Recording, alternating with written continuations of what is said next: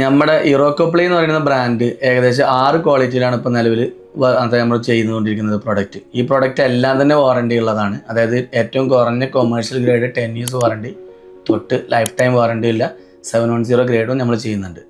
ഇത് മെയിനായിട്ട് പ്ലൈവുഡാണ്. മാനുഫാക്ചറിങ് രംഗത്ത് വർക്ക് ചെയ്യുന്ന നമ്മളായതുകൊണ്ട് തന്നെ കംപ്ലയിൻസോ കാര്യങ്ങളോ ബാച്ച് മിസ്റ്റേക്സോ ഒക്കെ വരാറുണ്ട്.